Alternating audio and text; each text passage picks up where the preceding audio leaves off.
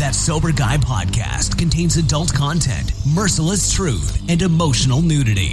Listener discretion is advised. I'm Shane Raymer. You're listening to the best of That Sober Guy podcast, and we help people stay sober. If it's your first time listening, I want to welcome you. I'm so glad that you're here today. Thank you for tuning in. No goodbyes, just sneak to the We will be back in 2024 with all new episodes and guests, so stay tuned for an awesome new year full of great content.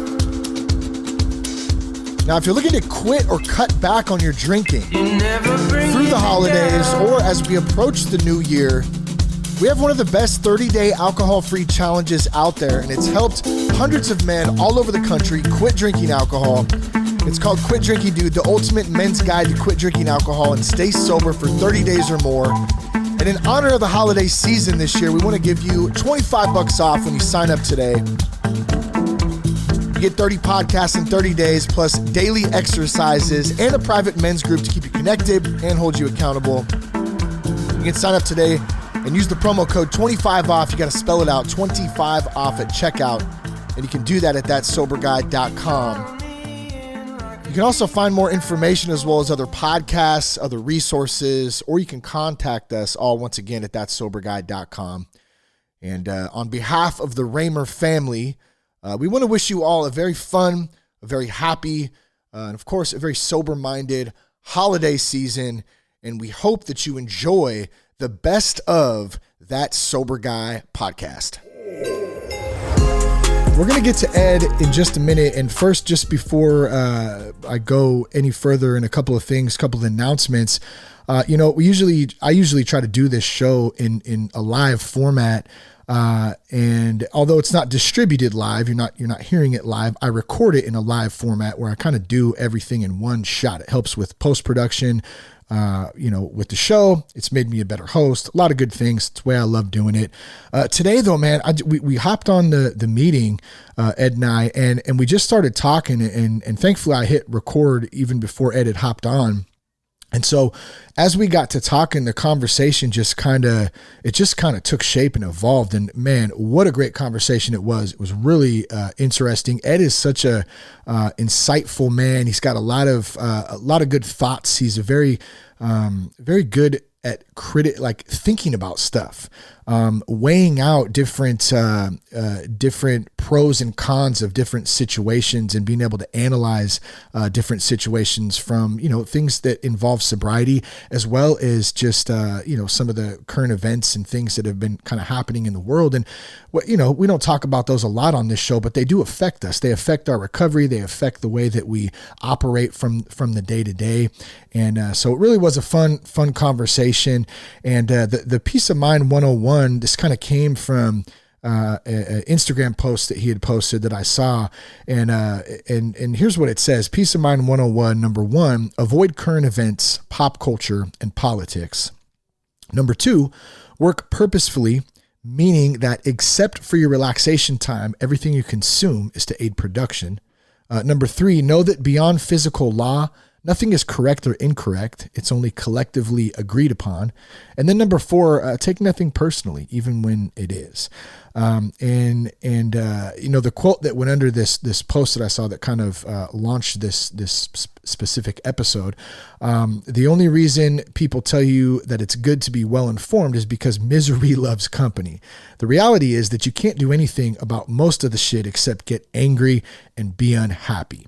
And so we talk about this today. We talk about, some current events. We talk about things that are happening around us, and how do we not bury our heads in the sand, but also how do we find peace and joy and happiness and be productive in the work that we do, in our recovery, in being good human beings in general. So, this has to be one of my favorite conversations.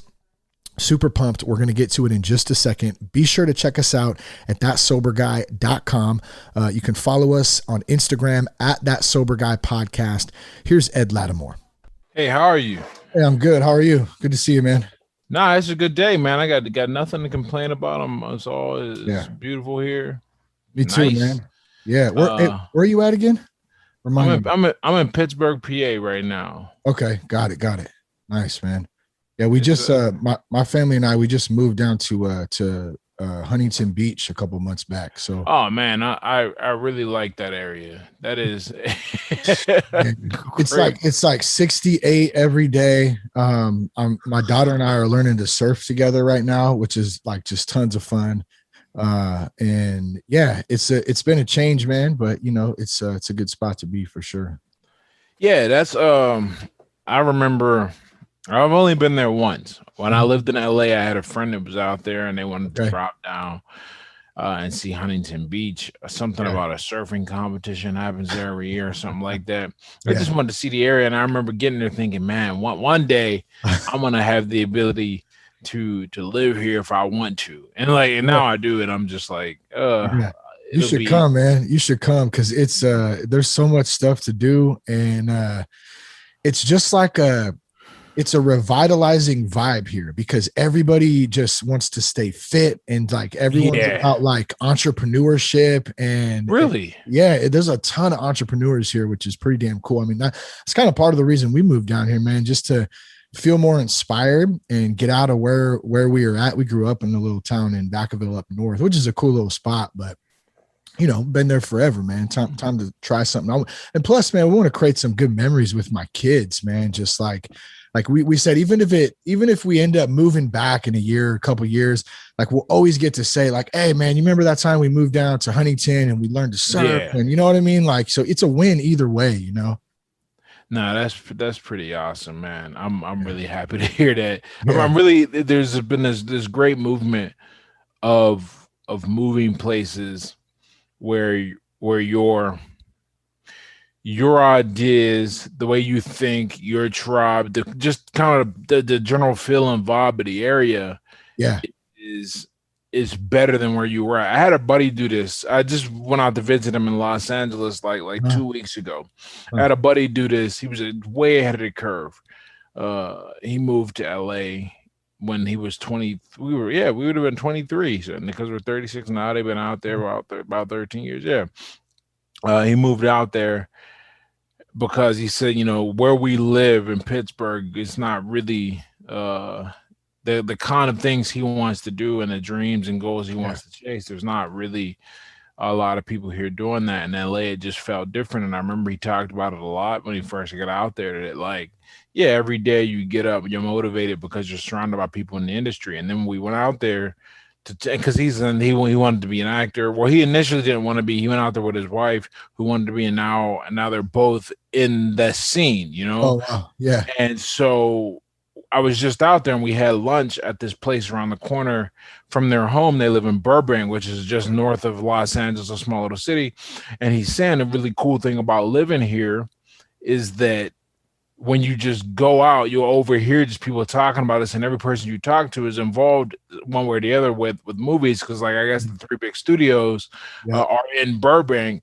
So you're just surrounded by people. And then by the end of it, I remember when I was down in Austin and was talking to this guy, not Elias, and he says, and he uttered this similar statement to living in Austin, that the conversations you have with your peers, the ideas, you don't get together and just straight up, we're going to get together for an hour and talk movies. No, you're just going to get together, hang out. But now your hobbies and your thought process all revolve, you know, you end up kicking off a 2-hour conversation about movies, or Nat was saying down in Austin, you end up kicking off a 2-hour conversation about things related to search engine optimization or startups or whatever. So whenever you can get around people who are very similar to you in the type of ambition you're looking for or trying to go after, then you create this environment that is just it's healing, it's liberating. It is. And I think even like what you're saying is like you create a lifestyle. It's not like a you know, it's a whole package. And you just reminded me, dude, of that. This has came up like 5 times, man, in the last 2 weeks. It's funny, that old quote by Jim Rohn, like I think it's Jim Rohn.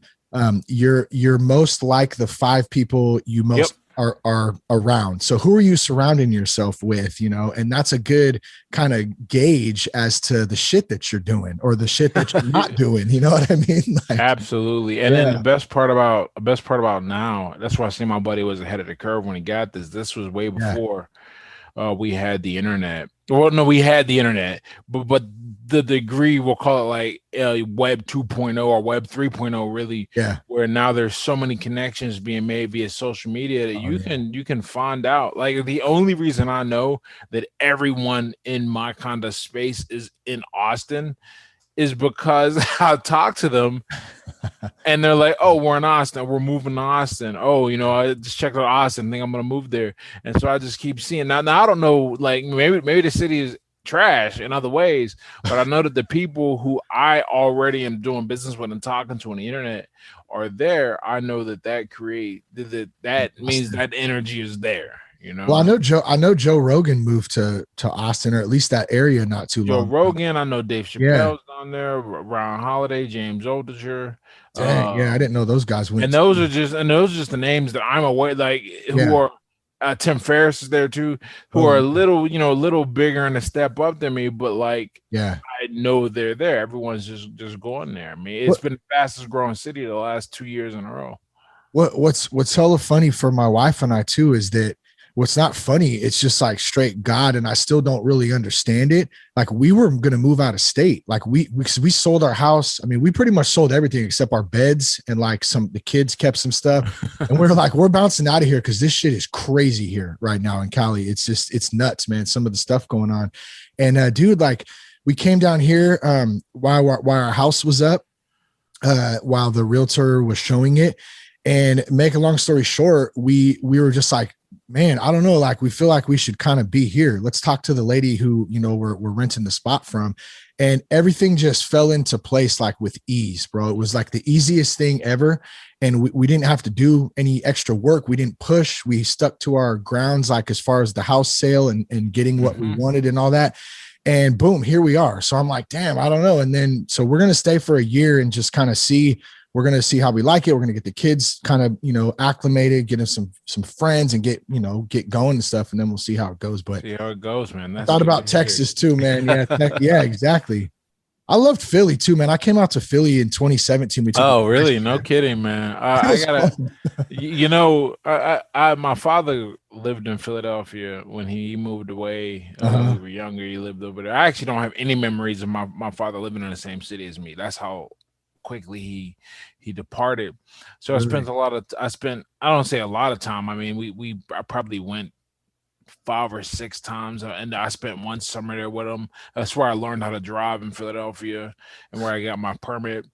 And then I didn't go back for a long time after he died, not because like it was anything personal. I just didn't have a reason to be there. And then my fiance now, she her sister lives in Philadelphia, so now we're over there like once or twice a year minimum. And that city is, I feel like it's a big city. Yeah. It's bigger than where I grew up. Pittsburgh here about 10 times bigger if we look at the numbers. Well, almost 10 times bigger. But it just it has that grimy city feel, man. It did. Yeah, there were some spots that definitely did. I didn't know quite. I don't know quite how I'd acclimate to it. But I've always said I'm never going to move to a city bigger, at least in America, bigger than where I grew up here, man. Oh yeah. I don't know, but That was like us, dude. I can't even go to San Francisco anymore. My brother-in-law lives out. Well, they're actually just about to move back to Vacaville, but they've been out there for a few years, and they're kind of out on Pacifica on the coastal part. But it's so like just run down out there, and just homeless and I feel for homeless and shit, but like literally people shitting on the streets. Like, yeah, it's crazy. The big thing that sad. was just circulating now is that video in San Fran where guy was he robbed the Walgreens and like he just walked in. and one of the things, I think one of the cooler things about, well, there are silver linings to everything. First, I'll say that because I'm well aware of the impact of coronavirus on everybody over the past year, and the state imposed lockdowns and sanctions or whatever.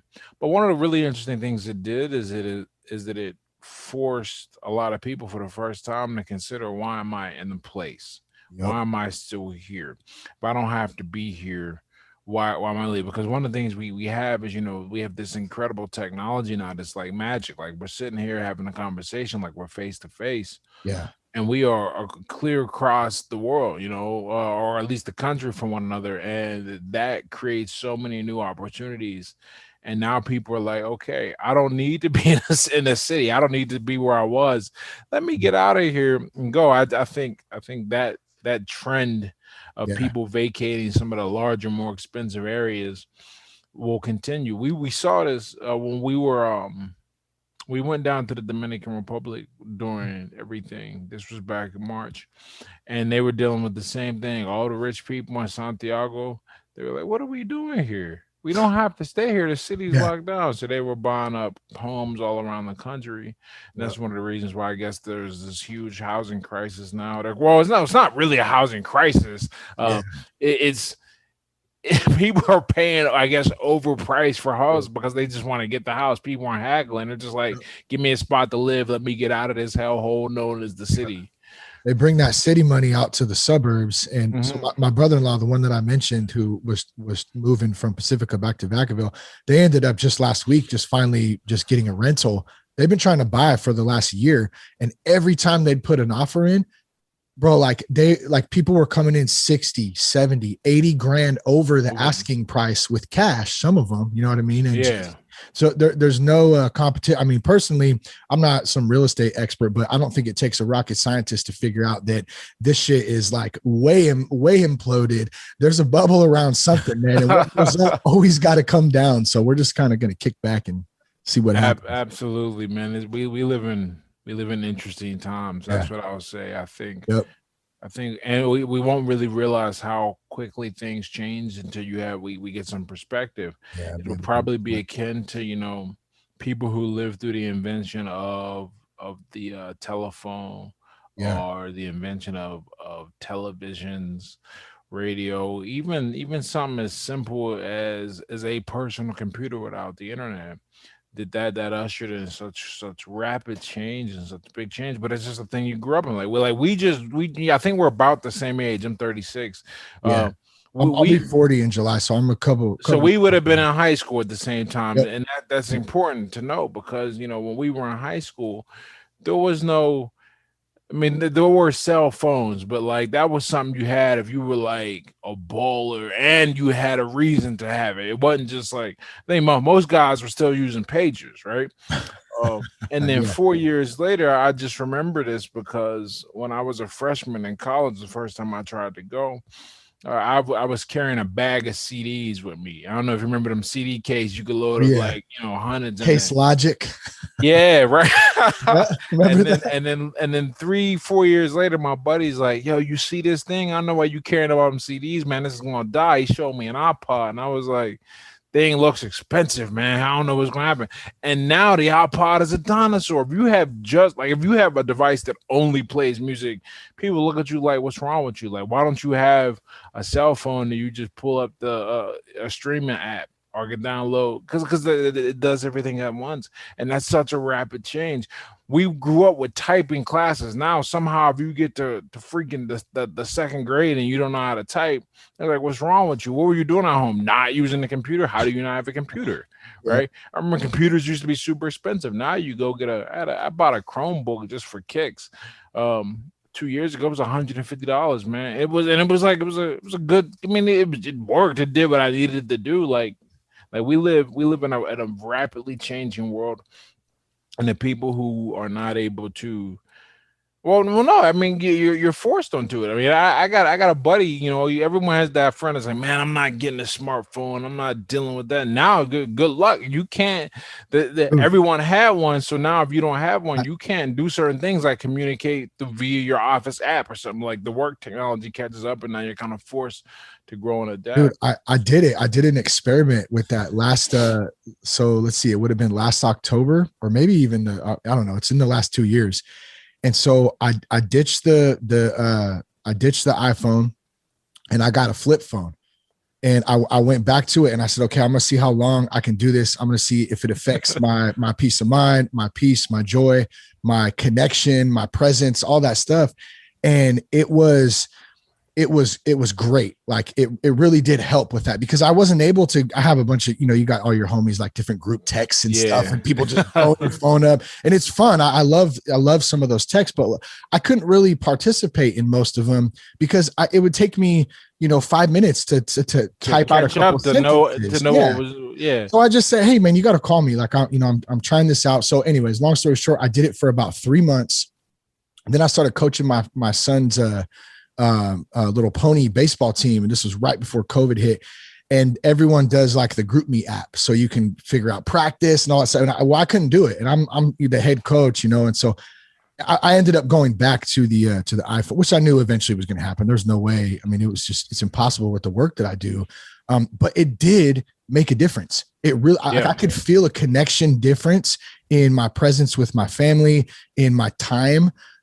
So I don't know, man, it's kind of like a blessing and a curse. Like I love the technology, stuff. There's a lot of useful purposes for it.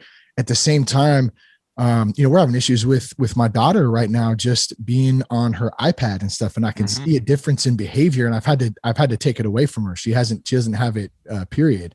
And it's rough. I think that's why I like the Peace of Mind 101 thing, that when I saw that too, I was like, damn, because those points are really, they're really relevant to everything that's kind of going on. And a lot of the stuff that we've even talked about in the past, conversation, a few minutes or whatever. Yeah, one of the things that we started doing here at the home, here just between us, is like, there are certain no phone times. Yep. Right. I mean, like if an emergency happens, man, we'll get to it when it happens. But dinner when we're sitting there is a no phone time when we're at the table or Good. at a restaurant. And I'll tell you one thing that's really it does make a difference. Like even if we're not talking about anything. Yeah. Just being there, knowing that a conversation could spontaneously erupt because you're not thinking, oh, she might be on her phone, or let me finish this thought, and then you lose track of it. You notice that, and then you start and then you it starts in one area of necessity, or because it was necessity ish, and then you start applying it to other areas. You realize like this thing has incredible utility. Like really incredible utility. I think smartphones and everything that comes with them are a real blessing on humanity. With that said, it's like all technology. It's amoral. It's not good. It's not bad. Human nature is going to determine kind of what you do with it. And unfortunately, humans are the way we're designed. Novelty is like that thing our brain has to like key in on, and the people who design this, I think they know this. So things like push notifications and seeing what people say, whatever, you always want to chime in and reply. I get an email every time you make a sale, that kind of thing. Yep. So you want to carry on and stay in that world, but you have to consciously pull yourself out of it because you like I'm convinced it's not a thing you grow out of. If anything, it's a thing you grow into. Oh yeah. And you integrate more of your life around it. But I know for a fact, man, I used to convince myself that if I wasn't wired in all day, that I would lose productivity or lose dollars somehow. Like how weird is that? Like I actually said I was like, but the reality is no, you taking a break. When we're leaving for we're going to Alaska. Oh, nice, man. And we're leaving on Saturday. And one of the cool things about this trip, the way the boat, because it's a small little cruise, it's like 70-something people. You go out, and then because it's a small boat, you can get to more remote places. And I've been to Alaska before. I know we're not going to have cell phone reception. The boat doesn't have Wi-Fi. Yeah. So for a week, I get to disappear. I decided I'm not even going to set up automations to keep pushing stuff out. I'm gonna just take a complete detox and step away, and I don't think I'll miss any opportunities or anything like that. And nothing that is going to be life changing. Where it's like if you don't act in, it's not like no, it's a week. And I'm really curious to see how I'm going to feel about this. I have a hypothesis about it because when I went to basic training, it's and then this is one of the interesting things because there aren't many environments that force this. When I went to basic training in 2013, they take away your phone. You don't get your, and you got to earn, and you got to earn the privilege to use it once every 3 weeks, 30 minutes. So you better use that 30 minutes to call somebody. You know what you're not going to do for that 30 minutes? Scroll Facebook. Yeah. People weren't doing that. So it was really cool to experience that, and I'm really looking forward to getting back to that again, because right now, when you're in this world, when you're in this virtual world, uh, you lose the ability to operate in this one. I am convinced of that. And like that peace of Absolutely. mind statement, if you notice those things I listed, they are all related to how you consume and interact with digital technology. Yep. Make sure everything you do is production. There's nothing wrong with getting on, your laptop, but if you get on and you just are constantly interacting, watching pointless videos that aren't teaching you anything, or you're learning, Cat videos. or arguing, yeah, cat videos, you've wasted an incredibly powerful thing, right? Making sure it's like intense. People for whatever reason, I'm convinced it's one of the greatest psyops in history. The idea that you need to be well informed, and every time someone brings that up, I go, okay, well, what do you do for a living? If they don't say they're a trader or in the market, which is like the only exception I found to this, I go, okay, well, you do whatever, some career not in trading or the market. Go tell me how knowing and forming an opinion on the current events. Tell me how that has made you money, improved your well being, or allowed you to make a decision that you would have otherwise not made. And and people don't like that question because I'm because Yeah. it forces them to recognize unequivocally that time spent is not making them better. Yeah. One of the and dude, this is one of the craziest things I'd heard, but it's tied directly to this. I guess sometime around 2014, 2015, incoming freshmen to colleges, they were experiencing depression and anxiety at rates like never seen before, and that number hasn't gone away. And they're convinced that one of the reasons for this is the constant living in this digital world. Because when you're in this digital world, you get to do something that we've never been able to do before. You communicate with so many people at once. First, you're not designed to do that. Second, there's a lot more negativity in there than you ever dealt with before. Then there's the constant sense of comparison. It's very distracting. So you never quite you never get the benefit of feeling what flow and work is, right? Like I think when we grew up for at this point a little more now, but less than half of our lives almost. We didn't have this quick instant distraction. So what did you do? I remember one of the things I used to do. I used to bring books and read books, and knock out 50, 60 pages in a sitting. Now you get a person to read 50, 60 pages, that person's like a weirdo. You're like a serial What? You read books? What's wrong with you? Right. What was the old joke? You're right. Somebody who can run without music is a serial killer. What did you think we used to have to do? Right. Yeah.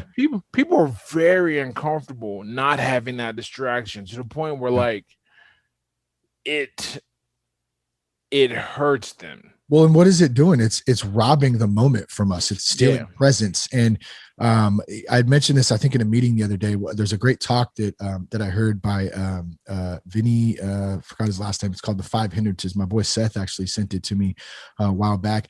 And some great things in there. But one of the things he says that has always stuck out, he says, presence, being present is the secret. And so when we're connected all the time, we're constantly taken out of the present moment. Our minds are off in this this digital reality that has nothing to do with the reality that we're actually sitting in or living in. And I have a prime example for this actually that just happened right before I took my daughter's iPad away. So her cousins, they still live back home. And so we want to keep them connected. They're very close, and they talk, and they play this game called Roblox on there, and they get the neon fly ride dragon and all this crazy stuff on there. And I don't really understand it, but it's kind of what it's a trading game and whatever. Well, I hear him out there talking, and we're staying by the beach now, right? So we got lots of cool places where we can go walk. That's awesome, man. Seashells and all this stuff. And I hear my daughter, and she goes, we're gonna go on a walk. We're gonna go on a walk. And my wife goes, well, we're actually gonna go on a real walk right now. You need to disconnect from that and get out, because they were talking about her and her cousins going on a walk on the game. She didn't want to go on a walk on the beach. She wanted to go on a walk on the game. And so that's a big problem right there in my perspective. And I think any parent would probably think the same thing, where you got to kind of step back and and there's a little bit insecurity there. I'll be honest, like, damn, am I doing a shitty job? Like, am I not tied in enough? And I know that's not true. I know this is just part of the beast that we have to manage and constantly work to get better at and acknowledge. And so I don't know where I'm going with that, other than the fact of that you hit it on the head, like this disconnect that we have, and paying attention to truth. I want to know more. I want to know the answer. I want to know what's going on. What's the truth? And I'm very guilty of it myself, especially this last year. I finally realized, like, the only truth I know is what I've been told. The only truth I know is my reality. Like, I'm sitting with you, Ed, right now talking. That's truth that I know I'm in this moment. I know we're talking. I know that's real. Everything else, man, I need to put a filter on all that shit, because it's all BS at the end of the day. And there's nothing I can do about most of it. You know what I'm saying? Nothing you can do. Yeah, like you said. Go ahead. I was going to say real quick, the Peace of Mind 101, avoid current events, pop culture, and politics. And I want to let you run with this really quick, but I just want to say, I normally, we just started chatting here, and I normally do a format version of the show, but I'm just going to, if it's cool with you, I'm just going to keep rolling, and I'll go. No, dude, it's your show, man. I'm just, this is good. Yes, man, this is good. But the two things, pop culture, politics, and media is, that stuff. It's quite literally, you can't do anything about it. You can't use that information to your immediate advantage. I point this out to people, and they argue. I'm like, but no, how though? And they can't generate an example because there are none. These, when you put the blinders on and you stay focused on what you have to do, these things, you realize that none of it matters. Like I understand. I understand how to write, and I know that I have to continue to hone my craft. I know how to, develop my body, because when I'm sitting there online, I'm listening to videos about that. I know and I'm applying it, but I can get the feedback. Yeah. And so I continue. That's how I use it. So this world is not I try to keep the distraction to a minimum where I at least control it. But here's the other thing about the digital world that is very dangerous, and we have to be aware of, and you have kids, so you're probably more tuned into this intuitively, maybe not formally, than I am. But the digital world is seductive because it offers instant gratification. It offers instant gratification and the illusion of and it's not a real thing that you're getting, right? For young men, it creates the illusion of conquest when you play a video game all the time, that you level up. They've created this entire like esports league, but at the end, what do you walk away with? Like, when the esports are gone and the digital world collapses, where you're still out of shape, you still haven't actually done anything difficult that forces you to experience physical pain and frustration, and where there's real consequences on the line for not succeeding. You never develop that kind of toughness, which ties into the next thing, right? Instead of figuring out how to become attractive to a woman so you can form a relationship with, instead what you do is you spend all your time on OnlyFans, Instagram, streaming porn services, because that's a very quick payoff. It's so quick, and we've actually normalize it. And they're trying to normalize it, and they're doing an incredible job, I think, on normalizing it. And I don't say that positively. I mean, the way we look at this stuff, fortunately, small pockets are pushing back and starting to Yeah. understand that it is not real. It is destructive, and it keeps you from getting better. It's like it's the same thing as a drug, right? Mhm. What drugs fundamentally do two things. They give you instant happiness or gratification or feelings of being better than you actually are without actually able to do the work. And they also allow you to ignore any type of inadequacies or work you have to do. That's why a lot of people end up using because of trauma. They instead of doing the hard therapy and facing that pain, and I'm not saying that pain is not great and intense, but instead of facing and with it, you cover it up, and that's what they do. Yep. Okay, and the digital realm is no different. There, it covers up this challenge, and these are the two big things that a young man for young ladies. I I think about if I was a girl right now and I was like 18, 19, and there's all I have to do is put a picture up. And it ain't even gotta be something provocative. If I really want to push the meter, I can do that. But I get attention from everyone all around the world telling me how beautiful, how great I look, et cetera, et cetera. And that's gotta have an effect. Right. Like, why would I develop myself in any other way? And even if I do develop myself in any other way, I'm still gonna be susceptible to this attention. And that attention it's like giving unearned attention to a young woman is like leaving milk out to get spoiled. Like it's still gonna look like milk until it gets super bad, but you're gonna taste it and be like, holy shit, like that's awful. And that is one of the things that, and on top of that, we haven't even talked about the predators, man. The game. Oh I man. just, I, like, Yeah. I just learned yesterday. Well, one of the things that I like to quote when I'm making this point is a line from The Game Belongs to Me by UGK, where Pimp C said, "Pimping ain't dead; it just moved to the web."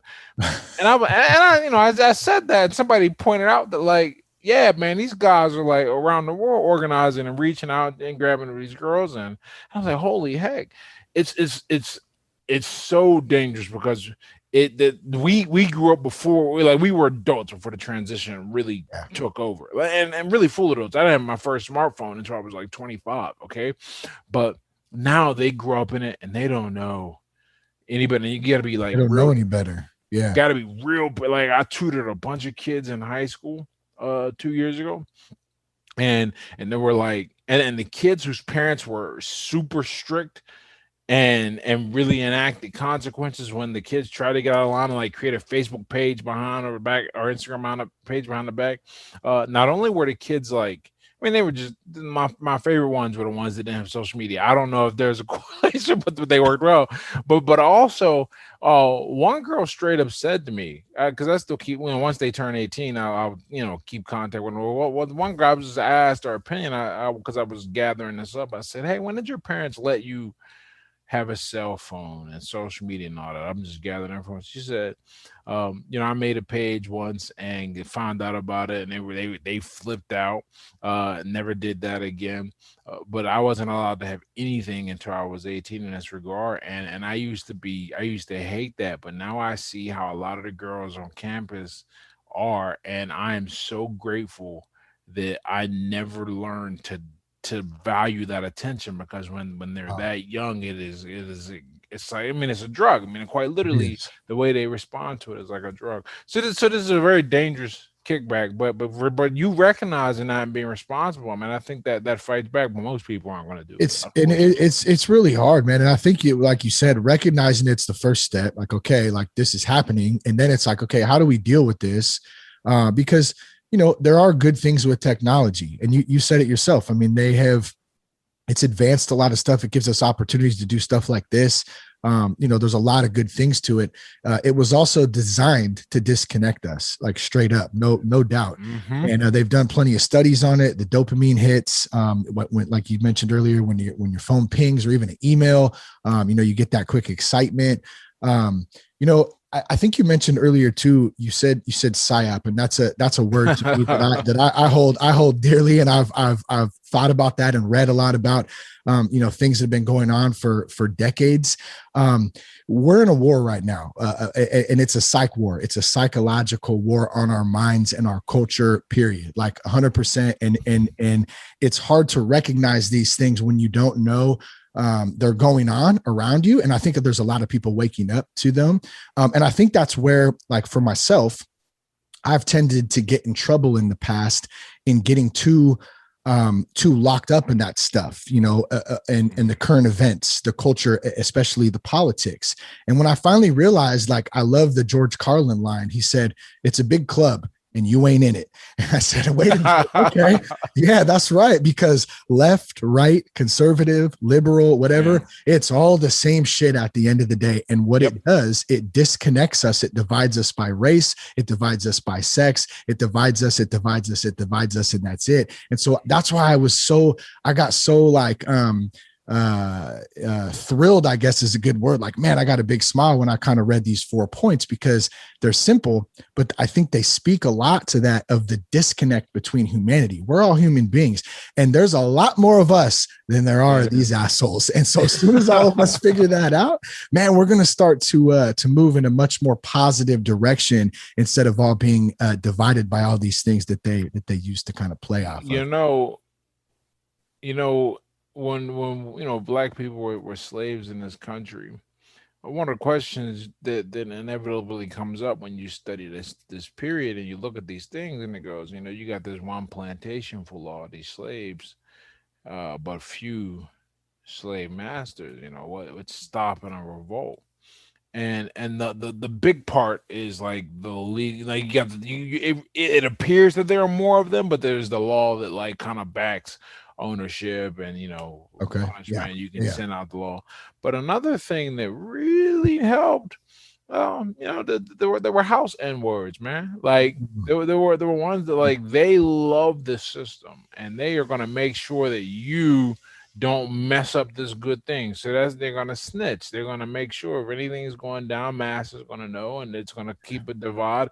So you're never gonna be able to organize.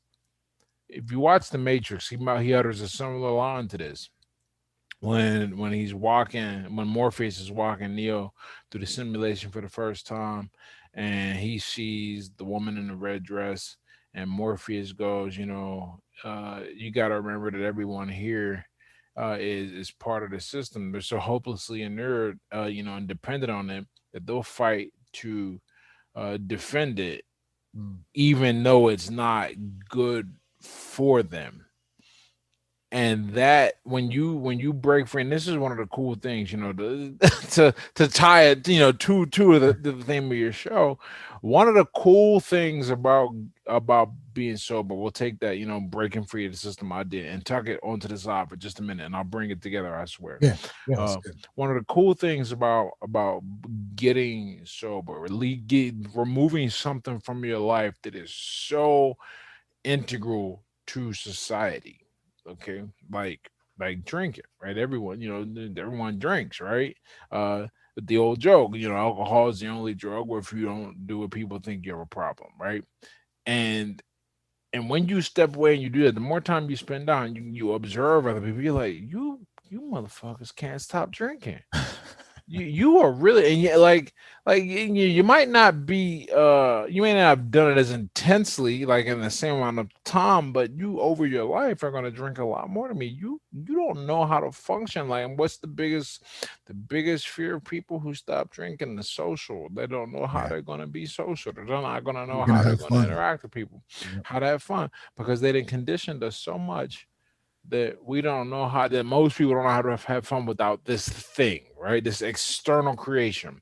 Okay. So when we do that, our eyes become a little more keen to how this works in other areas. And then you can start seeing, wow, even though, for example, like I could tell you all day that my point about the current events and how you don't really use them to make decisions. You don't really use them to do anything. You just feel enraged, and that outrage makes you feel like you did something. It's very like it's like the digital world. You leveled up, you feel like you did something. All you did was press some buttons for a lot of time, and you actually did nothing at all. Work me. Yeah, and one could even argue you're a little unhealthy, a little less healthy, but you did nothing at all.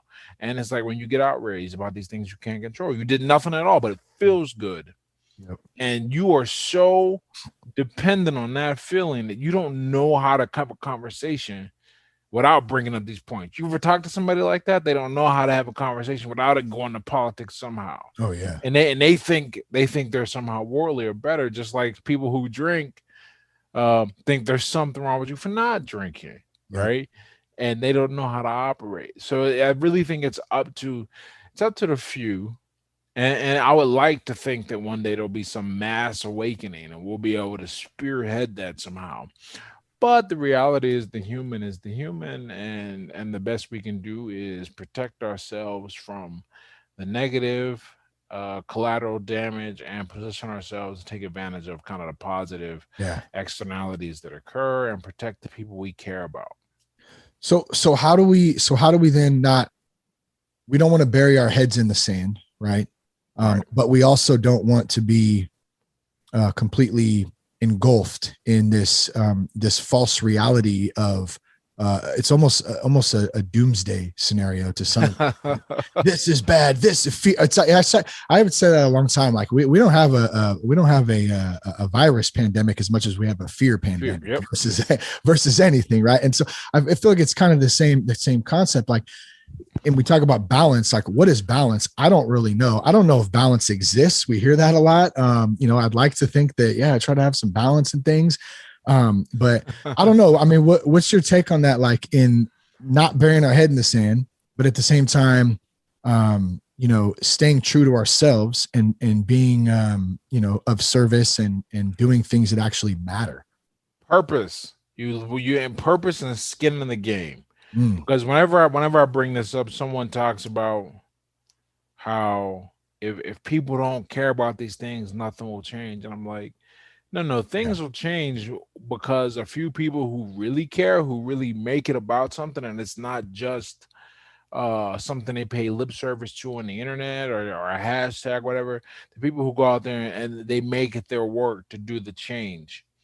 That's how those things occur. That's how the needle always gets moved. The needle, look, no one's what would be the equivalent? No one marching peacefully really changed things. What changed things was when it becomes obvious that there's some type of power and force and we can wield that. Now, whether we wield it to crush a place or have an economic blackout or make everyone's life like to just continue to shove it in their face, there's some physical action. But just talking about you want to change to occur and everyone paying attention to things that happen in the news and not doing anything to about it, that's the issue, right? So I say, if you're not ready to take your emotional involvement and translate it somehow, even look, and it ain't got to be something crazy, even if it's just donating to a cause or putting your time out there, like really being about it and getting people and getting involved, not just talking about it, but physically involved, investing time, resources, energy. Then what you do, you're acting purposefully now. It is no longer just consumption. And you are really doing something. That's how you do it. If people did that, then that would, I mean, that would take all that I call it ghost energy, really, man, because it seems real and it can fool you into thinking something's happening, but it can't do anything. It can't move. It can't touch anything. It can't affect physical reality. And when you do that, you stop paying attention to the other things that don't matter because your attention is focused. When you do pay the things you do pay attention to, now you're a real force. You can push some things around. You can actually make a change. You by taking your energy off of the current method of, we'll put engagement in quotes because once again it's ghost energy, nothing's really happening, and putting it into real engagement, real movement, real activism. One of the cool things I learned about Europe when they're unhappy about something, they protest. Like stuff gets like Yeah. burned down. Oh, well, not burned down all the time, but like cities go on real strike, workers go on strike. Yeah. Like they do a thing to show the service. It doesn't always work, but it's not just talking about what's wrong. It's doing something about it. However you feel about the George Floyd situation, right? One thing is painfully clear. People, I said to somebody, I said, look, I'm not saying people should or shouldn't ride. I'm just saying at some point you got to expect a reaction, right? Now, whether you agree with that reaction or not, it is certainly not by surprise. Like Yeah. and in doing so, things happened, Yep. right? So, so, if you take that note, that idea, that things happen and people get angry enough, they get motivated enough, but you shouldn't even have to be angry. You should just, here's the thing, I'm going to do something about it. Otherwise, I'm going to focus on what I'm about. And that's what I think people get my message confused. I'm focused on what is important to me. Does that kind of tie in though with number 3 on here too? Like, that beyond physical law, nothing is correct or incorrect, only collectively agreed upon. I mean, right. It sounds like that kind of ties into even that example somewhat. Yeah. You and then look, man. Yes, there are things that are good because there's always somebody that points this stuff out, and I know they think they're being clever. Yeah. But they missed the point, right? Like someone will point out, what about you saying that like pedophilia is right in some cases? I'm like, no, because we have collectively decided that is very, very wrong, and that imprint is like super there, right? Well, with that said, I always point out, there was a point in time in ancient Greece where that shit was like, because that's what they thought was cool. But now where we are now, that is, what we're saying it is. But when they bring that up, it's distraction, because the point I'm focusing on, the point I want people to focus on when they read that, is to go that most of the things that we argue about, like no one is having massive arguments on social media about whether it's good to have a relationship with a kid. Like no one's having that debate. Okay, we are having a debate about politics. We are having a debate about whether someone should it be forced to use their pronouns or not. We are having those debates, right? Yeah. So those, when you look at those debates correctly, and you go, okay, look, this is your choice. Do whatever you're going to do. Don't force me to do it. And treat people with respect. I always make sure I treat people with respect, because I think if you master that, if you get that taken care of, then a lot of these things tends to take care of themselves, at least in terms of how we relate and interact with people. But when we look at things where there is an opinion, where there's not a direct way, where it's not a fact on how to do it, you have to remember that all you're doing is arguing for your perspective, and someone else's perspective honestly is just as valid. Now, and when I say valid, I mean if facts line up equal. I'm not gonna tell you, you should take everyone's money and redistribute it and keep everyone capped at a certain income. We kind of know what happens when you do that. We've got tons of examples in history, and so we tend to avoid that. But then it comes down to, should you tax the rich more, or should it be a moving tax, or should it be a flat one, right? The arguments, that's all they are. And maybe they're never ending too. And never ending, right? And are you familiar with the Hegelian dialectic? Yes. I just learned about this. Yeah, it's super interesting. And it's funny that it's kind of coming up, because I think it's relevant to exactly what we're talking about right now. And it's this never-ending cycle of a predetermined agenda, basically, with a solution to direct the masses there, and it's a lose-lose for the people, and all they're doing is constantly fighting over which side is which, and it doesn't matter in the end, because that predetermined agenda will be met regardless. So, oh man, one of the things I love talking about it, when whenever I hone in on a stance, and I take that stance, it's usually because I've really looked at all sides. I've heard, because of the internet and my following, I got a chance to hear different refutations to it, and it either strengthens or weakens. There are a few things that have gotten stronger over time, and one of them is that I always tell people that most of what you see in terms of, we'll just use the police as an example, police brutality, Mm-hmm. that it's not a matter of race. It's a matter of very poor police training Mm-hmm. and small budgets. It's only 16 weeks to become a police officer in the academy, and I know this from helping people get into the academy, that most people who decide to become police officers, this was not their first choice. Yeah. From it was like, okay, I can't do this, can't do that. It's like the military. We have a Colt cadence in the army. Like part of the line is go to war, go to jail. Like, make a choice. So when you realize that, right? But no one wants to talk about that because that's not sexy. No one wants to talk about Yeah. that, and this is just an objective fact. I don't say it to excuse the killing of anyone, but no one wants to talk about the fact that the cops killed just as many white guys, right? But they want us to focus on the race part, because the minute we start focusing on the fact that the police just aren't getting the training to do their job well, now we're doing a few things. We're focusing on something that can be fixed, right? Mhm. So now all that ghost energy arguing about race and everything, to where like Netflix decides they're going to have a black movie section, and that's a big victory. That changes things. Someone pointed out that making Juneteenth a federal holiday just happened. What type of victory is that really? What does that actually change? No, but it, it's symbolic. You feel good. Nothing actually changes, right? And doesn't it just further divide us? Yep. Doesn't it just further divide us by race, by doing all of the and I think what you were getting at, I'm sorry I interrupted you, but no problem. There was a solution. Like there's a solution there that could actually, there's a real solution, but that solution would disrupt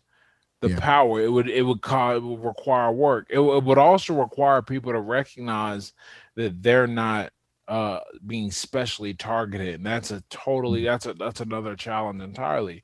So we'll argue and we'll debate over the treatment based on race, and we will never focus on the real problem, because that is a sexier, more fun, more distracting, a problem that takes less effort to argue about, and all they got to do is kick us a symbolic victory here or there. Yeah. And that's it. And we won't pay attention to any that's the agreement. You give us a few symbolic victories and we'll stop chasing the real ones. And you guys can get on to manufacturing whatever the next big crisis is. So there's that. And it's not just there. I see that I argue all the time that there really, like you were saying, there really is no difference past a certain point between a conservative and a liberal policy. But if you're focused on that, you don't really focus on the fact that if you follow the donations of of companies based on politics, you see it doesn't really matter who's in office. It really matter because the corporations go, well, now we know how to spend the money. We know where it goes. We know who. We ignore the fact that lobbying is effectively legalized robbery, right? We don't talk about these things because that would require fundamental real change. So instead, we like to argue, instead we get Fox News versus CNN. That's what we get. And yeah. Well, I think though that it's like I know you love to read. You play chess. You probably kick my ass at chess. I like to play chess. I'm not great at it, but I enjoy it because it's a thinking game, and you're thinking 7 steps ahead. If you're decent. Have people lost the ability to critically think? Because I think if we step back and we actually start using the brains that God gave us, as it says in one of my favorite big books, we can actually have some common sense and start to have these types of discussions and start to think about these things and actually find solutions rather than be divided. But I see, and I'm not trying to judge right now, but it's so frustrating. I see so many people just walking around blindly strolling through life, not using their craniums, not using that brain. And a lot of them are probably super smart people and they got a lot to offer, but they're just going through the motions on autopilot. And part of that is probably back to what we were talking about earlier, that disconnect with technology and being so locked in and so laser focused on just being in this false sense of reality digitally. How do we break? I mean, I don't know that there's an answer to it or anything. Well, I don't think we ever in mass critically thought. I think there were a few bright people who pushed the masses ahead. If you look at any technological or medical, it's not like the society as a whole has been, kicking life's ass and then coming up with scientific and medical discoveries. It's always been it's a handful of small individuals and or a small handful of individuals who push big change and big progress, and the rest of society can kind of benefits. The difference now between then and before is you didn't have these people didn't have a voice. That's true. They didn't have a platform. They really just kind of existed. They thought how they thought, moved how they moved, and it didn't matter. Social media came along, and now really, if you can create a decent following, just making people angry, making people divided. That's so true. And even before social media, well, no, I mean, because even with like mainstream media, there were a few people who had a lion's share of the attention, and I don't think that is necessarily I don't think that's the best solution. But if we want to talk about what makes it easier for people to unite, or rather, what is easier for people to ignore and focus on,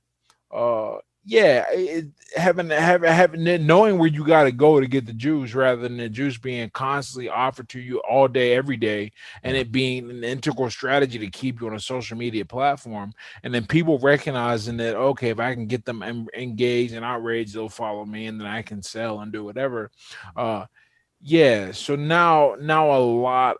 You can just see more people who have stupid opinions, and you get and then that creates smaller, we'll call them like divisive opinion officers, right? You got a lieutenant who might have 50,000. You got a colonel who might have like 150, 200,000 followers or audience, and all the way up to 1-star, 2-star generals who are the mainstream media. Like your Carlsons, for example, right? Everything just flows up, and before it was just all you could do was interact with the generals. They had the TV, that was it. Or they were actually, lieutenants, and the real power was somewhere hidden off. But now anyone can with enough outrage and a right political cycle, anyone can grow. I would like to think my presence online, for example, is fairly constructive and useful. Occasionally I'll put out a thought process about something that might seem politically charged, but it really is just an observation. But for the most part, I don't rely on these tactics, and this is really important, right? And I don't think anyone would disagree with that. I've got a pretty decent size following, and it continues to grow, so people resonate with and pick up what I'm putting down. But there will be people every 4 years, man. Someone comes along and they go from nobody to somebody like overnight, because they just feed that fire. Yeah. And people eat that up, and it's taking advantage of a tendency of our brains, which is to pay more attention to the negative than the positive. And this was a good thing when we were living in, a technologyless world, for example. Missing or rather eating a poisonous berry cost you a lot more damage than finding an extra water source, right? Like, you'll be fine, like that positive, here's something to get you forward, kind of the extra water, versus don't eat that might kill you. So you pay attention to negative stuff. We're just wired to this. If it bleeds, it leads. If you ever see Anchorman 2, that is it's a hilarious movie, but that's a wonderful commentary on how the news evolved to what it is now, which is, if you can hit them with that negative stuff and keep them in a state of terror and suspense, they will follow. And that's just taking advantage of what makes a human human. Yeah. Yeah, that's good. But social media takes it to the next level, and people get it. And so, to answer your question, to bring it all together, I don't think there was ever a period where we all used critical thinking. I just think now we have a period where everyone can communicate. And since most people aren't using critical thinking, guess what they do? They follow. that Yeah. that means there's just more people who aren't using it, who are leading people. It's the blind leading the blind, and whoever can shout the loudest and be the most negative and the least critical very often attracts a lot of attention. It's kind of funny. I never thought of it like that. I don't think, or kind of looked back. If you look back to, let's say, the 80s, even into the 90s, and of course prior to that, 70s, 60s, you only had a couple of news sources. You only had a couple of channels. That was it, or a couple of newspapers. And so that was the mainstream kind of narrative. And that's all you had. And now you fast forward into, the late 90s, 2000s, and where we're at today. Now you have, and this is what you're pointing out, I think, is there's so many different platforms. There's so many, everybody has something to say. Everyone has something anybody can create a following. And it's created like these little micro groups and and all these things. And it's like total fucking chaos, man. It's insane. Yeah, total chaos. And if you don't get a hold of your mind, it will take over. And then what you got to do, you got to leave if you want to, right? I don't think most people, I think Cal Newport has a new book about this. I think he calls it digital minimalism. Is doing a whole 30-day step away from it all and learn to think again, or think better, not be so reactive, or just straight up realize, most of the stuff, where do you get your news from? I know I don't sit and watch the nightly news. It's stuff that comes through my feed on trending. That's how I see it, right? Yep. And what tends to trend or what other people think is important. So it's true. Yeah. So it's not even what is the best news or the best spin. It's what's the most important or what's most useful, or in some more insidious cases, what a few people at the top of the food chain of the distribution of this media, what they decide should be seen and heard. And I guess too, one thing I forget too often, I think, is that each click is money, and everything comes back to money. And so when you got headlines and fear and, go down the list of all the things to keep us occupied, man, at the end of the day, it's constantly that cycle filtering of money at the same time. It's if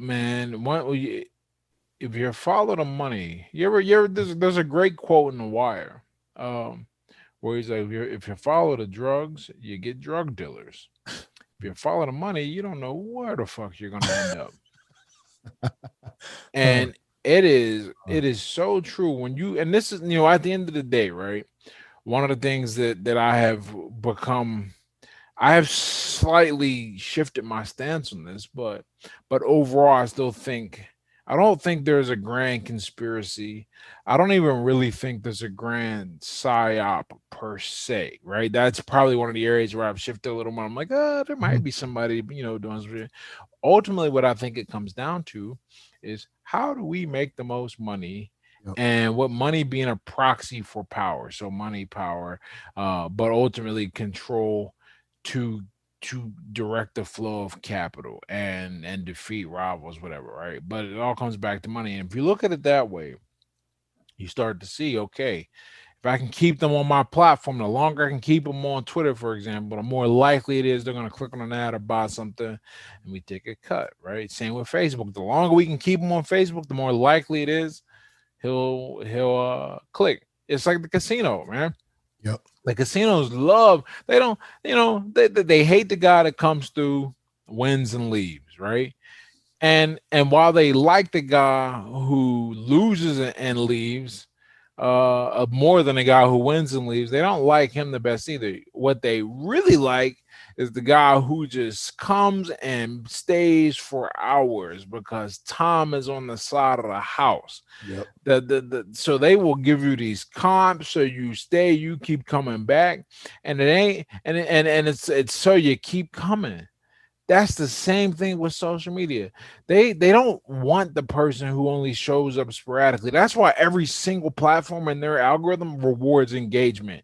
If Instagram flat out tells you the more you use our features, the better it is for your page. And since you chase the mighty like, right, for the attention, they've hijacked you, you're gonna keep using those features. And the longer you're there, the more likely it is you're going to buy something from the ads or spend some money directly with Instagram. It's good for them. And when you look at it all from that aspect, a lot of things make sense. Mm-hmm. A lot of seemingly apparent contradictions disappear. Yeah. You know, for example, why would they want to censor stuff when? Because if I tell you it's all about money, then someone goes, well, why would they want to censor my statement that generates confusion and generates the stance is antithesis to the narrative, right? Right. Like, for example, if someone posts something against COVID, right, and they go, okay, fact check, get out of here, right? Or even post some porn. Well, while that might make a little bit of money in the short term in the argument, the long term is keeping the users happy and engaged, giving them what they want to be fed so they stay. Yep. Right. And when you look at the money, okay, all they've done is they've created the biggest casino in the world, and from that aspect, right, not so much gambling, but we just got to keep you here. We keep you here. Eventually, you'll spend some money. That's a great analogy too. The casino analogy. I mean, dude, here's the best part. Not only will you spend some money, we're gonna keep learning what you like to spend money on, so we can show you more of it.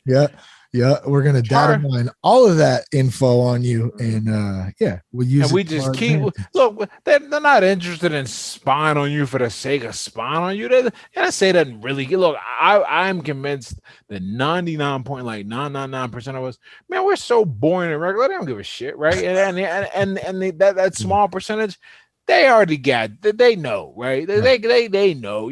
How often does the FBI come out and go, or does a report come out after somebody shoots up a school or something? And I'm like, well, we had them on the watch list, and you're sitting there going, huh? So you knew about this motherfucker, right? Yeah. They know where the problems are. They're usually an informant. Those guys. prior, prior, you know what I mean? Like they were already, there's some weird shit going on. They know. So, what the real thing is, what they really want to know is how to, make that money. Alexa's not giving money to the government. What they're doing is, if they're listening, they're going, okay, this guy bought an Alexa. We got that link. So every time he shows up, I heard him coughing. Let's send him some cough syrup ads. Like, hell yeah, that kind of thing is going on. I really think, and that's just as, I don't want to say, that's just as bad because the outcome is kind of the same, but at least now, but at least before, when we thought it was about somebody's attempt to control or influence, then we could direct our efforts to kind of an opponent. We could give it a face. When we go, it's just greed. Now we're back to human nature. Can't really do anything about that. So kind of what you're saying is we're reframing this up right now in the mindset of like, the surveillance stuff and you said it happens. It's a small part of it, but like you said, follow the money. When it comes back to the money at the end of the day, that's really, I think, the grander scheme of things at the end of the day. I want to ask you one thing so I don't forget too, or it's actually a question that we got from our locals group. And guys, listening, if you're not in the locals group yet, we have a good sober community. We just launched it a couple months back. Got a couple hundred people in there, just staying accountable, having some fun, and posting some good stuff. So you can check it out. All the links are in the show notes. But this is pertains to number 2, Ed, and just on we're talking about peace of mind 101, and Ed Latimore, a couple of these tips that he's given that we picked up on social media. Work purposely. This is number 2. Work purposefully. meaning that except for your relaxation time, everything you consume is to aid production. And Alex in our locals group had a question for you, Ed. He said, what would be some tips for working purposely and being more productive in recovery? And then do you find different times of year are present or present more triggers for you than others? Like for example, Alex says like the summertime is definitely more time that is kind of harder to get through in staying sober, just because of the people outside. You know, you're kind of you're barbecuing, you're doing all the fun stuff. Yeah, well, for me, if there's ever a period that I'm like, oh man, it'd be nice to drink. It is definitely holidays. Um, to it used to be travel, but you know what, man, I just enjoy so much walking around. I'm really happy that I have a person in my life to where like it's about the experience and doing and seeing stuff from museums and all that kind of deal. We were just talking about when we went to Paris 4 years ago, 5 at this point. Uh, we got as a gift a museum pass to go to all the museums in Paris, and that was like a fun thing. Like so you know, there's that. But I bring that up to say that my big thing where I ever think about drinking again is always during the holidays, because for me it just links in with all the consumption. Okay, so one of the big things about working productively or purposefully, we'll say, I think purposefully is a much better word than productively. I hope I use purposefully in there and not productively. Oh but yes, purposefully, yeah. Okay, great. Because when you work purposefully, that means everything you do is done with a purpose, and implied in that is that that purpose is to make your life better. All right, so you already know that certain things don't make it good. For example, using or drinking. So what is the counter to that? Well, like we were talking about earlier, the conscious spending of time, right? Yeah. All right, that helps. And then, setting goals for improving, and I think there are the three big pillars of a person: their physical space, their mental space, and or rather, not physical, mental. That's another thing. Their health, their wealth, and their relationships. Right. So, are you doing something to make yourself physically healthier or mentally healthier? And in that mental health area, I put intelligence, learning. I put the physical workout stuff, training, right? Those are the two big things. I mean, we basically have the Library of Alexandria on steroids and pocket handheld form in our hand. You Yeah. can learn whatever you want. What are you learning? That you learn, and you can always tell if a person is not using this technology purposefully because they haven't learned a thing. I can learn anything, like anything. I did a 2 month intensive course during the pandemic in Spanish. It's a 2 month intensive Spanish conversation course where I'm talking every day with somebody from Colombia in Spanish for 2 hours a day, right? That's okay. So now my brain like can think in Spanish, and that's kind of cool. Like I never thought that would Yeah. happen, but here we are. All right, but that's just an example of what to do and how to work. And now I'm working on improving my chess even more because my teacher is in Hungary, Oh wow. right? No way. So we get on Zoom calls and we do that, right? So that's purposefully, right? That's me purposefully using the internet. When I listen to videos right now, I'm listening. A lot of the videos I'm listening to now are on fat loss, and I'm just understanding how fat loss works at all levels, so I can stay in shape as I get older, right? That's purposefully that contributes to my health, my money. Am I working on my business? Am I writing? Am I forming connections, right? Which ties into the relationship aspect. I very rarely, am I just idly on social media, just shooting the shit. Like I'm usually talking, putting out good content, putting out value, and trying to connect and build up relationships that ultimately are going to help me make more money. And that's just one aspect of relationships. We're not talking about the people in your life, whether it be your significant other, your children, your good friends. So what I'm doing is I'm focusing, like we know what matters, right? We already know that. We know we got to be healthy. We know we need good relationships, and we should at least have enough money to not, be stressed paying our bills. Are you working to improve every time in that area? If you do that, I man, one of the best. I tell people all the time that the single best thing I've done for myself so far in 36 years, the single best thing. It used to be like walking into the boxing gym. That's a really close second still because of everything that it set up for me. But number one was getting sober because it allowed me to just focus on those areas ruthlessly. Yeah. And there is very few there's very little wasted time in my life because if it's helping me improve in one way or the other, it's great. You know what my wasted time is? I love watching movies. Like that's my thing, man. I she makes fun of me because I love SVU, man. Uh, I love it. I love it. I love it. But I only watch that when I'm on planes now, man. Because Yeah. if I had that, if it was always running, it's like freaking 20. I was on my mom's yesterday and she was watching it. It was season 22, episode 16. And I'm like, what the? And these are, it's a 40-minute show. What Like, show it's was not, it? SVU? yeah, a Law and Order SVU, special Oh, victims Law and Order. unit. Okay, got you. Oh, Got yeah, you. yeah. Oh, yeah. Yeah, now you know, yeah, Special right. Victims Unit. Okay, got you. Yeah. Yeah, so I Yeah. hope that answers the question, man. You just gotta always be, Yeah. you gotta choose activities that Yeah. make you improve. Well, And I want to piggyback a little bit on what you said and point out something and because you said a lot of good stuff, but what you really were hitting on was that you're getting reps day in and day out in all aspects of everything, physically, mentally, spiritually.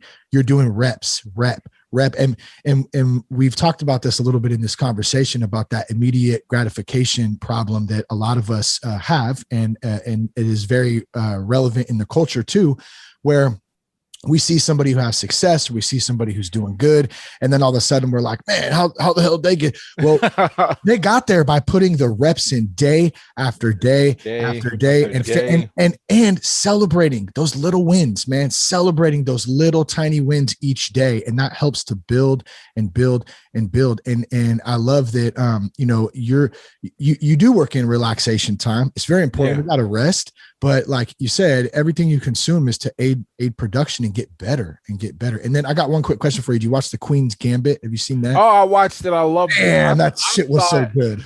I do. You know what? Aside from like the chess, which is why I loved it, I thought it was one of the best looking movie or pieces of film I'd seen in a long time. They really did an incredible job, but with that time period and getting those costumes and everything right and kind of the feel of everything.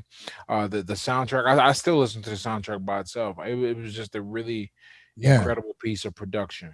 I'll have to check out the soundtrack. I don't think I've checked it out. Oh, go right on YouTube. Another way to you, man. YouTube is we have. Oh my goodness, I just love being alive right now. Like me too, man. If you don't love being alive right now, you're doing something terribly wrong because you can go.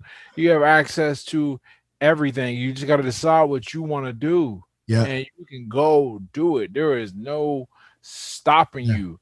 And as the world continues to move towards decentralization, which is what the internet really has offered, and I like to define this because I had to have it like defined for me, and I think I'm a smart guy, so I'm just saying decentralization. There are no gatekeepers. There's no people that say you got to have this or have that. You either have the skill and the ability or the resources, or you don't. What this world has done with the internet, and it allows you to do that. For example, my next book, I continue to go back and forth. I don't know if I'll get a publisher or not because I've done the work and it's decentralized. I can go put it together, get it out there, make profit, and they get none of it, and it all comes to me, right? That's like the whole idea behind crypto, right? Anyhow, I loved it, man. Does that so did you want to talk about Dope Money Hustlers real quick, or can I ask you about that? I thought that was cool, man. You made the post and I looked at it a little bit. It looked cool. Yeah. So one of the things. So first, man, I've been doing the internet thing. Let's say the internet thing. Yeah. In all aspects, growing, monetizing, and not just monetizing, not just growing for about 4 years now. And I've seen a lot of stuff, and some stuff I did not like, and other things I thought these were great. And ultimately, I realized one of the reasons my life is set up the way it is because I learned some real basic principles, and I put them into play. And they can work for anybody. So I wanted to create a course that allows people to do this and do it on the cheap. Like I don't want a course that teaches people. The last thing I want, obviously I want to get paid for everything I do, but the last thing I want is somebody to be like, you made all your money teaching people how to make money. You don't know anything about it, which is what I feel like a lot of people do. Yeah. Like I stress in my copy. No, I've done this for my course about, getting over bad habits, which I got a great review yesterday that just made my day. Nice, Done this for my course about writing. Done this for my course about dealing with pornography. Like everywhere else, right? And now I'm like, okay, if you want to learn how to do this, here we go. So I put this together so people could learn how to just take your idea, get it out there real quick, make sales even if you don't have a following, how to form those connections, and just some basics of copywriting, because your words have to do the selling a lot of times for you. Made it only $50, which is like, I study everybody, right? And you should study what works and what doesn't. And I'm a master of getting my ego out the way. And one of at this point, I call him my advisor. But, I used to help him grow his Twitter account. He surpassed me, and that is not easy to do. He surpassed me. And so he was generous enough to give me some time, and I talked to him about his pricing strategy, and he's like, with your volume, there's no reason why you shouldn't be doing $100,000 months with selling $50 products. Where everybody wants to charge $3,499, and I'm like, well, but I don't have to because 150,000 people follow me collectively. So if I get 1% of that, which is 1,500, if I get 1% of that to spend $50, I'm not at 100,000 quite yet, but that's like an $80,000 month. So it's So you're keeping it affordable for the consumer. You're trying to help people, obviously, and at the same time, it really just depends on what I'm trying to accomplish, and with that dictates my pricing strategy. Like I have something I'm working on now, that's going to be expensive because that's not for everybody. That's for if you want to achieve this kind of specific result that I can help you get to, and it's got nothing to do with like my stuff about addiction and sobriety and all that. Okay, I try to keep that affordable. Because I recognize the impact and benefit that getting that part of your life under control can have. So I keep it affordable, and reasonable. I have a partner. So when you have a partner, you kind of have to make it cost a certain amount, otherwise it turns into this weird thing. But like other than that, that's my whole strategy, man, and it's really paid off. That's good, man. Good stuff, dude. I liked it. I just wanted to ask about it. So I always try and come up, the covers, man. I have a lot of fun with the covers, man. I have a lot of fun with the covers, and I really figured out branding in this regard. I know this isn't like a podcast about making money or anything like that. But I love it because I always feel like, and that's one of the things I like about this platform is I think there's a lot. I mean, obviously the main focus is trying to help people stay sober and really inspire people to stay sober too. But man, there's so many different kind of spokes on that wheel. Like there's so many of us who have gotten sober that have that entrepreneurial spirit, that have that creative, like artist inside of us that want to create stuff and help people. And so I love talking about that kind of stuff and being able. Oh, it's great, man. Because once you get together, what somebody said this to me and I just been using it. It was like, once you figure out that thing that made you drink to excess or use to excess, once you translate that into something constructive, the world is yours, and it really is like that. Like I love this. So like I'm really in love with the world I've created, and I know that's because I stopped using that energy destructively and I started putting it towards a constructive path. That's good, man. Well, dude, this has been a great chat. I really appreciate you taking time today to come on and hang out a little bit. Where can folks reach out to you or find you at if they want to connect more, Ed? I'm Ed Latimore everywhere. Ed Latimore on Twitter, Ed Latimore on Instagram. My website is edlatimore.com. My Facebook is Ed Latimore. So just type it in and you'll be able to find me wherever. Yeah, right on, Ed. Thanks for coming on the show, man. I appreciate you. Hey, no problem, man. Thanks for having me. I hope something spoke to you today. Share the podcast with a friend. You can check us out at thatsoberguy.com. If you're struggling out there, reach out. Call somebody, talk to somebody. There's always hope. We only lose when we quit. Love you guys. Thanks for tuning in. Peace, love, and respect, and keep your blood clean.